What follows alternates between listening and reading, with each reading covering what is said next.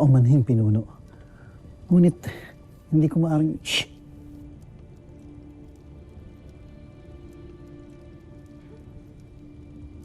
Pinuno, kailan niyo ba maisasakatuparan ang balak niyo kay Armea?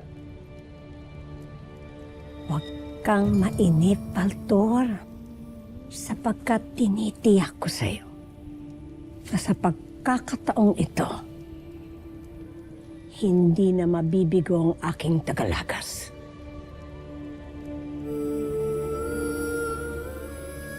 At hindi na rin magtatagal ay ang Sapiro naman ang magluluksa sa kamatayan ni Armea.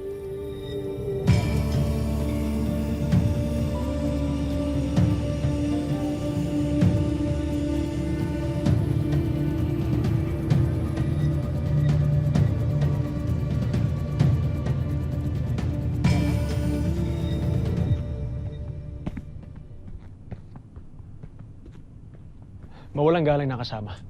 Ngunit hindi ko yata namataan ng hara sa palasyo. Siya ay umalis, Miniabe, at may mahalagang patutunguhan. Ngunit sino ang kanyang mga kasama?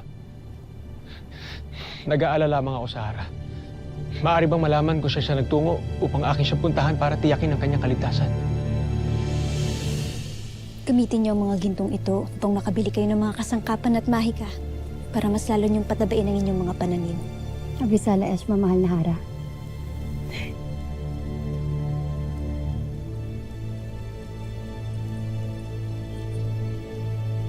At anong maipaglilingkod ko para sa inyo?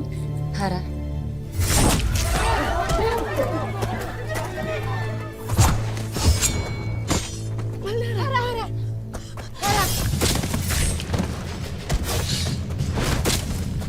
Sandali! Sandali! Hindi natin sila dapat iniwan! Ngunit mahal na Hara, mas kailangan mong unahin ang iyong kaligtasan.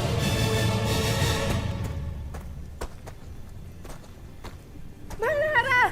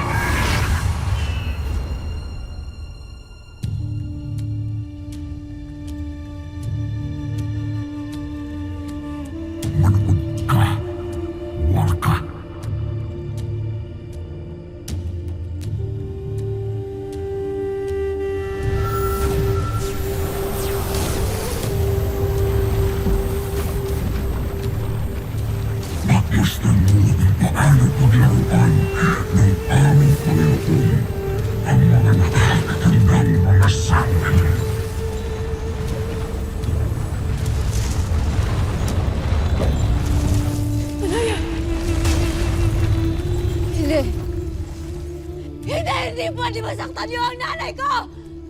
Hindi pwedeng matalo ang mga sangre!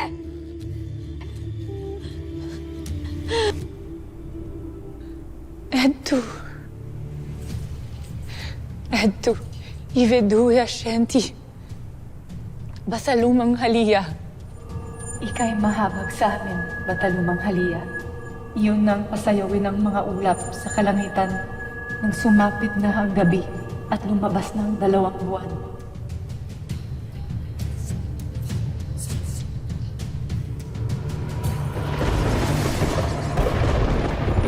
Ikaw na nga ba yan, mahabaging Bataluman?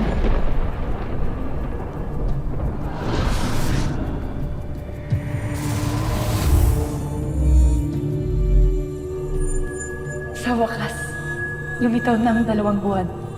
Kaya may pag-asa pang madaig tinapire na si Gargan.